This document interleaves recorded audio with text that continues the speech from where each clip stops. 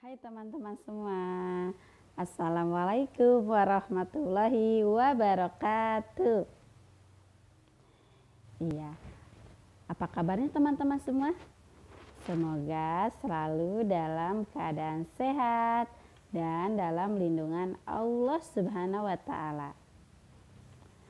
Oke teman-teman, alhamdulillah bertemu lagi dengan Ustazah Yuli di materi fikih tentang syarat sah sholat Jumat di kelas 1.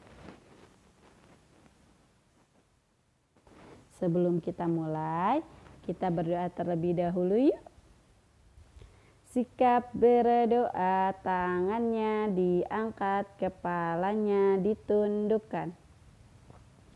Doa sebelum belajar. Bismillahirrahmanirrahim. Rabbi zidni ilman warzuqni fahman. Ya Allah, tambahkanlah ilmu kepadaku dan berikanlah aku kefahaman. Amin. Nah, Ustazah tidak lupa untuk mengingatkan teman-teman tentang pijakan hari ini. Yang pertama, pastikan teman-teman fokus untuk menonton video pembelajarannya hingga tuntas. Lalu yang kedua, pastikan teman-teman memahami dan menyimak video pembelajarannya. Dan yang ketiga, pastikan mengerjakan tugasnya hingga tuntas ya. Dan yang terakhir, pastikan ketika menonton video dan mengerjakan proyeknya didampingi oleh ayah bunda ataupun orang lain. Oke, hari ini Ustazah akan menjelaskan materi tentang syarat sah sholat Jumat. Nah, ini sekedar informasi untuk laki-laki ataupun perempuan tentang apa itu ya syarat sah sholat Jumat dan apa saja ya yang membuat syarat sahnya sholat Jumat. Nah, Ustazah akan bacakan dulu ya dalil sholat Jumat yang terdapat di dalam Quran Surat Al-Jumu'ah ayat 9. Ustazah izin untuk membacakan artinya saja ya.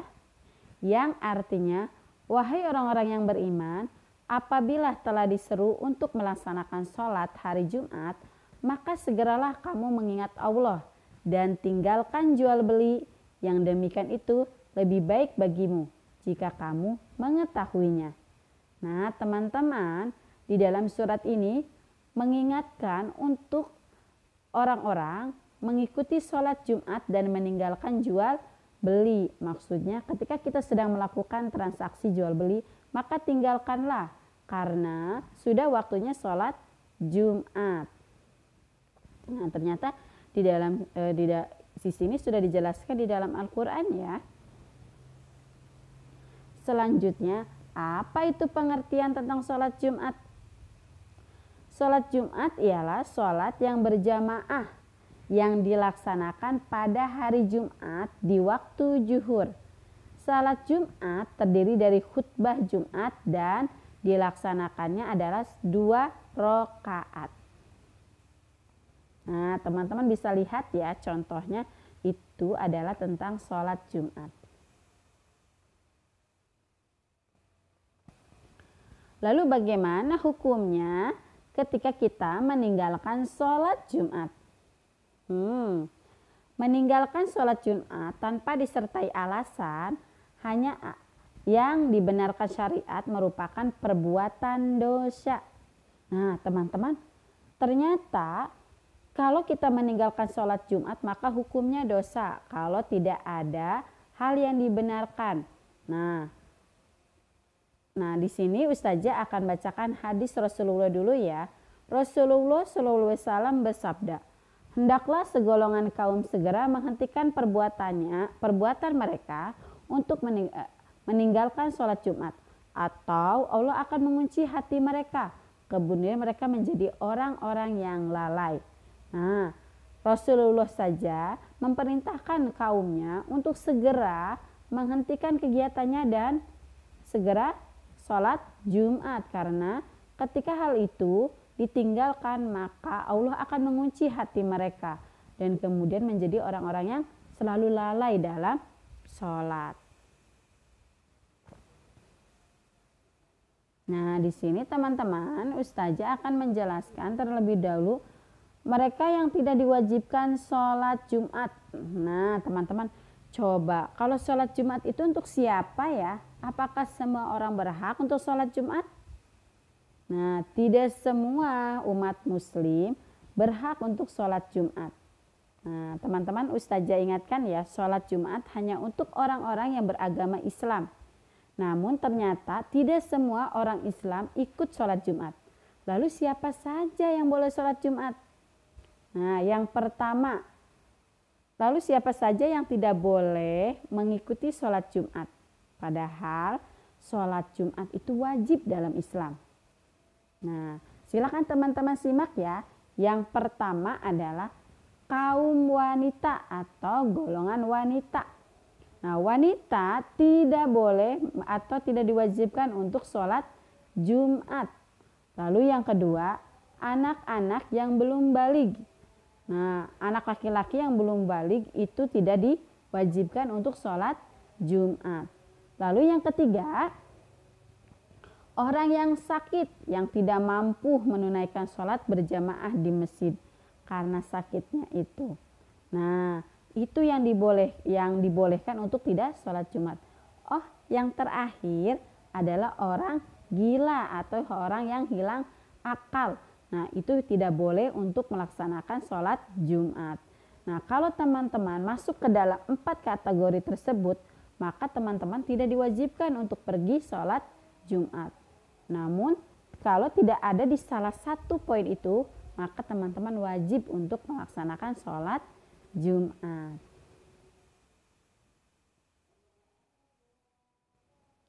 Selanjutnya, apa yang membuat kita sah syarat sholat Jumatnya? Nah, yang pertama dilakukan setelah masuknya waktu zuhur pada hari Jumat.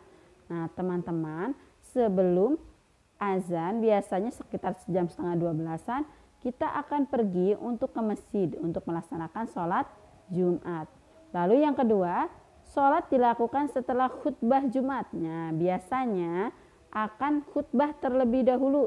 Nah, yang terdiri atas 2 kali khutbah. Nah, ada 2 kali khutbah. Yang ketiga, sholat Jumat dihadiri oleh jamaah sholat Jumat. Oke, teman-teman, kesimpulannya tentang materi hari ini adalah sholat Jumat diwajibkan untuk laki-laki yang sudah baligh ya. Tadi kan anak-anak tidak boleh ya, belum wajib maksudnya. Boleh ikut untuk belajar, nah, tapi belum diwajibkan. Nah, sholat Jumat dilakukan adanya khutbah dan 2 rakaat dilaksanakannya. Jadi kalau kita sudah sholat Jumat tidak perlu sholat zuhur lagi, jadi sudah diganti dengan sholat Jumat. Lalu yang ketiga, sholat Jumat dilakukan di hari Jumat. Nah, lalu hikmahnya apa ketika kita mengikuti sholat Jumat? Yang pertama, teman-teman akan mempererat hubungan kita kepada Allah dan hablum minallah. Nah, kita akan mempererat hubungan kita kepada Allah yang Maha Pencipta dan Maha Suci. Lalu yang kedua, sholat Jumat adalah saatnya kita memperbanyak ibadah dan masanya evaluasi ibadah kita selama sepekan.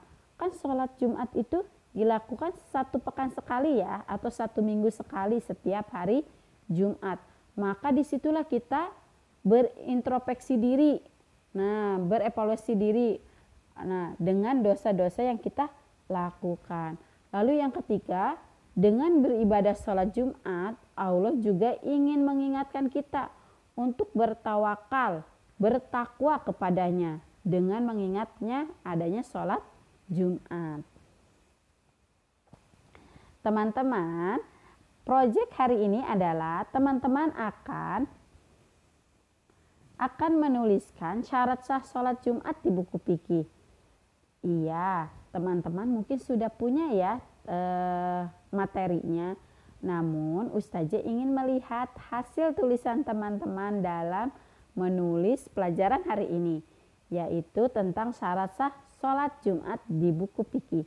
Tadi ada 3 poin ya yang akan teman-teman catat tentang syarat sah sholat Jumat.